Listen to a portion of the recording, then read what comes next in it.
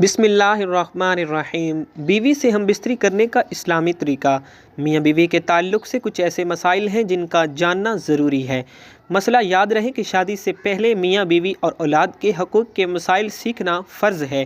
حضرت سیدنا جنید بغدادی رحمہ اللہ فرماتے ہیں کہ انسان کو جماع کی ایسی ہی ضرورت ہے جیسے غذا کی، کیونکہ بیوی کے طہارت کا سبب ہے۔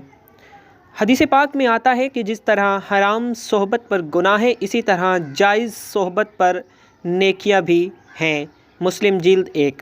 جب شوہر اپنی بیوی سے ہم بستری یعنی مباشرت کا ارادہ کرے، اور بالخصوص شادی کی پہلی رات اور اس کے بعد جب بھی، تو شوہر کو چاہیے کہ ان آداب و طریقہ کار کے مطابق عمل کرے۔ انشاءاللہ تعالی شیطان کی دست برد یعنی مداخلت سے محفوظ رہیں گے اور نیک صالح اولاد بھی پیدا ہوگی۔ مگر یاد رہے کہ سطر کھولنے سے پہلے ہم بستری کی دعا پڑھے، اور سب سے بہتر یہ ہے کہ جب کمرے میں داخل ہو تب ہی بسم اللہ شریف پڑھ کر دایاں قدم اندر داخل کریں۔ اگر ہمیشہ ایسا کرتا رہے گا تو شیطان کمرے سے باہر ہی ٹھہرا جائے گا، ورنہ وہ بھی آپ لوگوں کے ساتھ شریک ہوگا۔ تفسیر نعیمی جلد نمبر 2۔ ناظرین، عورت کے اندر مرد کے مقابلے 100 گنا زیادہ شہوت ہے، مگر اس پر حیا کو مسلط کر دیا گیا ہے۔ تو اگر مرد جلدی فارغ ہو جائے تو فوراً اپنی بیوی سے جدا نہ ہو، بلکہ کچھ دیر ٹھہرے پھر الگ ہو۔ فتاوی رضویہ جلد نمبر 9۔ جماع کے وقت کسی اور کا تصور کرنا بھی زنا کے زمرے میں آتا ہے، اور یہ سخت گناہ ہے۔ جماع کے لیے کوئی وقت مقرر نہیں، ہاں بس اتنا خیال رہے کہ نماز فوت نہ ہونے پائے، کیونکہ بیوی سے بھی نماز، روزہ، اعتکاف، حیض، نفاس اور نماز کے ایسے وقت میں صحبت کرنا کہ نماز کا وقت نکل جائے حرام ہے۔ فتاوی رضویہ جلد نمبر 1۔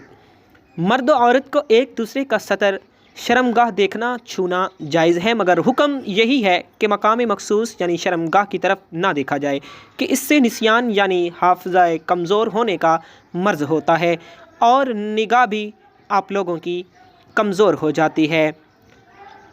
رد المختار جلد نمبر 5۔ ہم بستری سے فراغت کے بعد مرد و عورت کو الگ الگ کپڑے سے اپنا سطر صاف کرنا چاہیے، کیونکہ دونوں کا ایک ہی کپڑا استعمال کرنا نفرت اور جدائی کا سبب بن سکتا ہے۔ قیامیہ سعادت، ہم بستری سے احتلام، انزال یعنی منی خارج ہونے کے بعد یا دوسری مرتبہ صحبت کرنا چاہتا ہے، تب بھی سطر شرمگاہیں لازمی دھو لیں، کچھ وقفہ دے کر، اور بہتر تو یہ ہے کہ وضو کر لیں، ورنہ ہونے والے بچے کو بیماری کا خطرہ بھی ہو سکتا ہے۔ قبض القبل جلد نمبر 2۔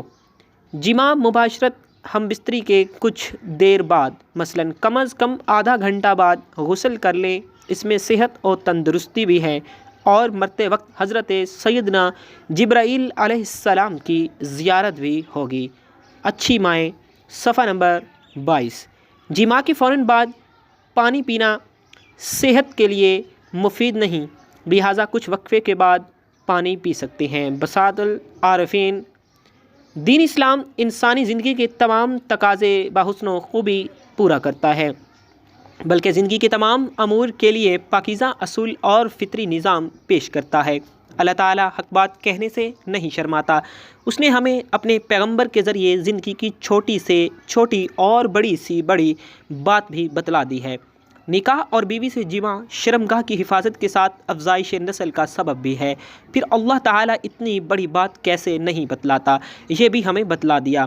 پیدائش کے بعد جب کوئی جوانی کی دہلیز پہ قدم رکھتا ہے تو اسے فطری سکون حاصل کرنے کے لیے شریک حیات کی ضرورت بھی پیش آتی ہے۔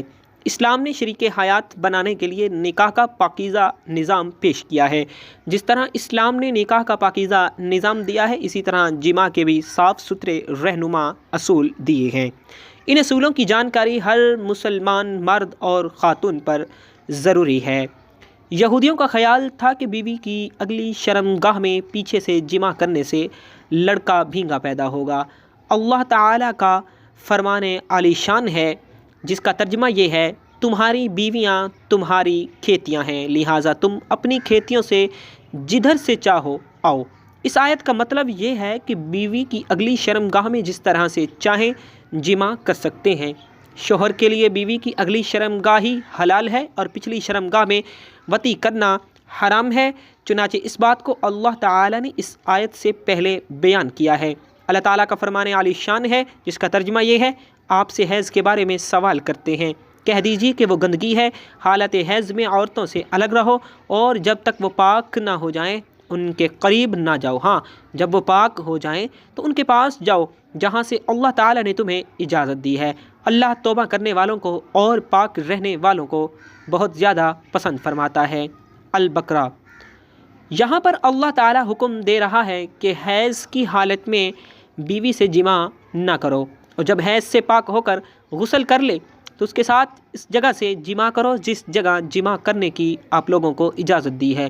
حیض اگلی شرمگاہ سے آتا ہے، حیض کا خون آنے تک جماع ممنوع ہے، یعنی منع ہے، اور جب حیض بند ہو جائے تو اسی جگہ سے جماع کرنا ہے جہاں سے خون آ رہا تھا۔ نبی کریم صلی اللہ علیہ وآلہ وسلم کا فرمان ہے جس کا ترجمہ یہ ہے، اور بیوی سے جماع کرتے ہوئے تمہارے عضو میں صدقہ ہے۔ صحیح مسلم۔ صحابہ کرام رضوان اللہ تعالی علیہم اجمعین نے پوچھا، اے اللہ کے رسول صلی اللہ علیہ وآلہ وسلم، ہم میں سے کوئی اپنی خواہش پوری کرتا تو کیا اس میں بھی اجر ملتا ہے؟ آپ صلی اللہ علیہ وآلہ وسلم نے فرمایا، بتاؤ، اگر وہ یہ خواہش یعنی حرام جگہ پوری کرتا تو کیا اسے اس گناہ ہوتا؟ اسی طرح جب وہ اسے حلال جگہ پوری کرتا ہے تو اس کے لیے اجر بھی ہے۔ ناظرین، قرآن و حدیث میں بیوی کے ساتھ ہم بستری کرنے کے دو ایسے طریقوں کو بیان کیا گیا ہے کہ جس کو تقریباً ہر عورت ہی پسند کرتی ہے، اور اس کو قرآن نے بھی پسند کیا، حدیث میں بھی اس کو پسند کیا گیا ہے۔ آئیے اب آپ لوگوں کو وہ دو طریقے بھی بتاتے ہیں۔ قرآن پاک نے ہماری ہر موڑ پر رہنمائی کی ہے، اور ہم بستری کرنے پر بھی شریعت نے ہماری بہت سی رہنمائی کی ہے۔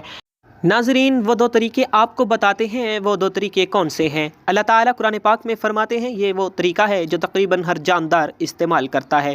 وہ طریقہ کیا ہے کہ عورت نیچے لیٹی ہو، شوہر اس کے اوپر ہو اور شوہر حرکت کرے، اس کو قرآن پاک نے بیان کیا ہے۔ عورت نیچے لیٹ جائے اور شوہر اس کے اوپر، اور اس طریقے سے بیوی کے ساتھ ازدواج تعلق قائم کرنا، اس سے شوہر کو بھی لذت ملتی ہے اور بیوی کو بھی خوب لذت ملتی ہے۔ اس کو قرآن نے بھی پسند کیا ہے۔ ناظرین، دوسرا طریقہ جس کو حدیث نے پسند کیا ہے، حدیث مبارکہ میں ارشاد ہے کہ جس کا ترجمہ یہ ہے، بیوی جب نیچے لیٹ جائے تو اس کی دونوں ٹانگوں کو اپنے کندھوں پر رکھ لیا جائے، یعنی کہ اس کے سرین کے درمیان بیٹھ کر حرکت کریں، تو اس کو حدیث نے بیان کیا۔ پہلا طریقہ تھا کہ اوپر لیٹ جانا، اب دوسرا طریقہ ہے، حدیث میں بھی وہ یہ ہے، لیکن اس میں فرق یہ ہے کہ دونوں ٹانگوں کو اٹھا لیا جائے اور حرکت کی جائے۔ تو ناظرین، طریقہ ایسا ہے کہ جن عورتوں کو حمل نہیں ٹھہرتا تو بہت جلدی اس طریقے سے بھی حمل ٹھہر جاتا ہے۔ ناظرین، یہ وہ دو طریقے ہیں جس کو قرآن و حدیث میں بہت ہی زیادہ پسند کیا گیا ہے۔ اللہ تعالیٰ سے دعا ہے کہ اللہ ہمیں دین کی سمجھ نصیب عطا فرمائے اور ہمیں نیکوکاروں میں شامل کرے، آمین ثم آمین۔ ناظرین، کمنٹ باکس میں اللہ تعالیٰ کے 99 ناموں میں سے اور اللہ کے محبوب صلی اللہ علیہ وآلہ وسلم کے 99 ناموں میں سے ایک نام کو ضرور ٹائپ کیجیے گا۔ زندگی رہی تو انشاءاللہ نیکسٹ ویڈیو میں ملیں گے، تب تک کے لیے اللہ حافظ۔